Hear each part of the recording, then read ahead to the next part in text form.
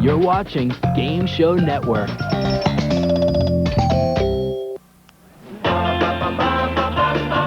Ladies and gentlemen, Garry Moore.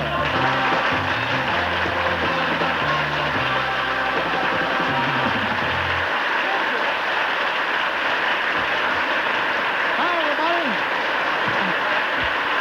Thank you, Johnny. Thanks, gang, very much. That was even better than when we rehearsed it. Awfully good to know I was out here chatting with the audience just before the show. Today, in honor of Chinese New Year. Did you know it was Chinese New Year? They didn't tell you when you came in? You didn't bring your confetti in your hat? Well, this is the year of the rat, in case you hadn't heard. And we are bringing you a special treat for the eyes, an Oriental-style beauty who proudly bears the title of Miss Chinatown, USA. And we'll meet her as soon as we meet our honorable panel here on our Honorable to Tell the Truth. Gene Redburn. Kitty Carlisle. Bill Cullen. And Peggy Cass.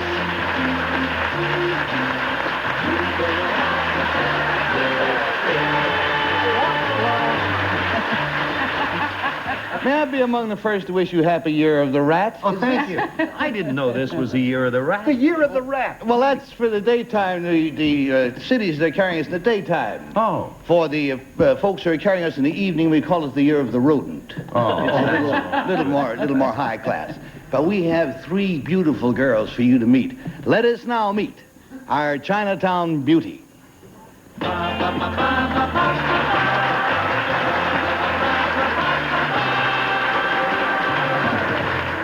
Number one, what is your name, please? My name is Trudy Young. Number two. My name is Trudy Young. Number three. My name is Trudy Young. All three of them say they are Trudy Young. Two of them, of course, are imposters. And here is the story of Trudy Young. I, Trudy Young, have been chosen Miss Chinatown, USA. To celebrate the coming of the Year of the Rat, 16 Chinese-American girls were selected by their respective communities to compete in the national pageant in San Francisco's Chinatown. We all competed in a swimsuit parade. There was a talent competition, and I, as the winner, was awarded a scholarship and an all-expenses-paid world tour. However, instead of evening dress, we all wore the Chung San, the traditional Chinese dress with the high collar and slit skirt. My talent entry was also most suitable to the occasion. I sang a Mandarin ballad. And after my identity is revealed today, I will present a tiny sample of that musical number for our To Tell the Truth audience. Signed, Trudy Young.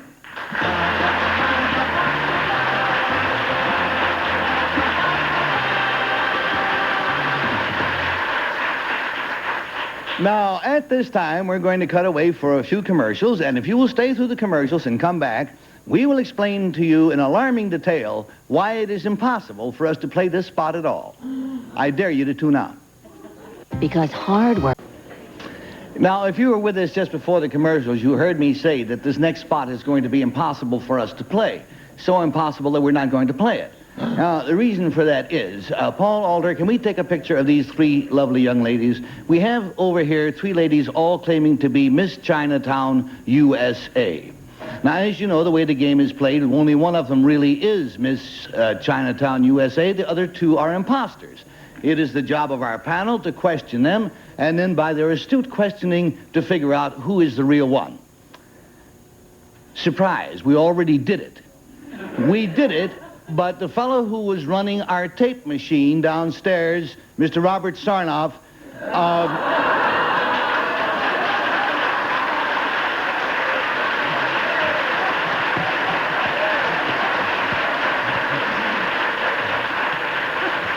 was out to lunch, and he did not press up the tape machine. So now there's no way we can play the game all over again because the panel knows exactly who is Miss Chinatown, USA. The audience here in the studio knows who it is. The only one who doesn't know is you. So we will forego any questioning, and let's, the audience, you and me, and the camera one, we'll decide whether we think, just on looks, whether we think Miss Chinatown, USA is number one, or number 2, or number 3?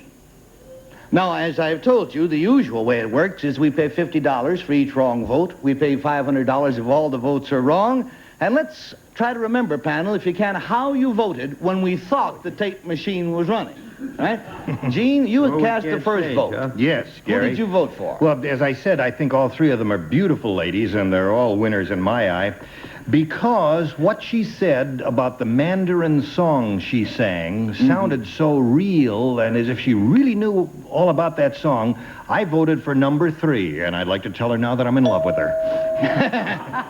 And Kitty, for whom do you vote? I voted for number 3, too. They're all perfectly lovely, and I think, as I said, there are no thorns in that bouquet of roses, but I think it's number 3. Well, that's the way the voting went first time around, and it will continue. Bill, how did you vote first time? Well, Gary, if I may, before I register my vote as I voted the first time, I would like to say something, if I may, in all fairness, in defense of the technical staff here at this network, which shall be nameless, except we know Robert Sarnoff is associated with NBC. Or he was until today. Yeah, but I, Gary, even when you were over at that place across the street, was working here, and I've been working here some 20 years, and I know the technical crew here. There's no one on this show that I don't know and know intimately. I have a great deal of faith in them, and I don't think ever before it actually happened technically on this network, because they really are sincerely good. I agree with you. Really good. And I think, no, it's a time for seriousness, and I think they deserve that.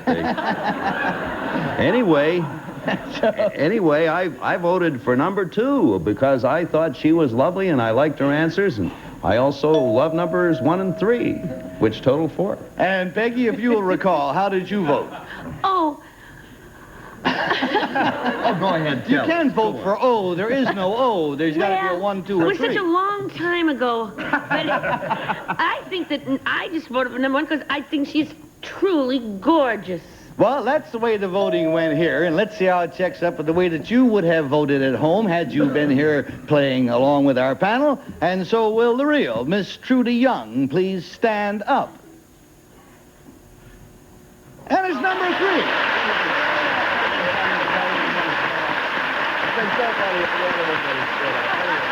Thank you, Trudy. We'll be back to see you in a minute and hear a bit of your Mandarin song. And tell our audience now, our audience, what your name is, please, number 1, and what you do. My name is Mitsuko Vine, and I work for consumer savings company called Price Club. Ah, nice to have you here. And number 2, please, tell us about yourself. My name is Linda Leon. I'm a department manager at Bloomingdale.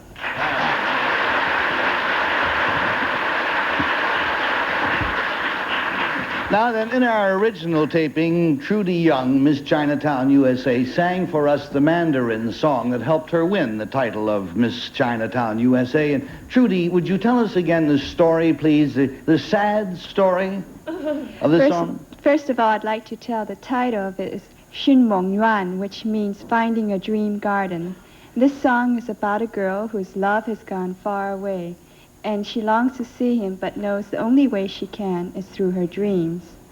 Sounds like an American song. All right, Trudy, sing it for us in Chinese, please. 我又回到我的寻梦园，往日的梦依稀又出现，想要成人设计的美梦，会不会好梦难忘？ That's pretty.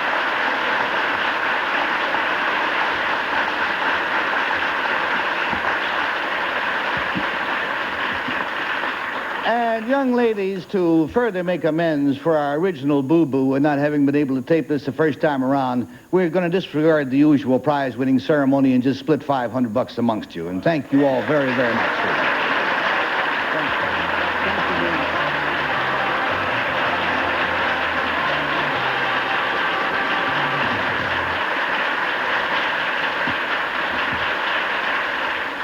Now then, getting on with the new and the different, you know, the National Safety Council has categorically stated that firefighting is the most hazardous occupation in our country. And our next guest knows about those hazards, certainly as well as anybody in the world, so stay tuned for an important To Tell the Truth segment.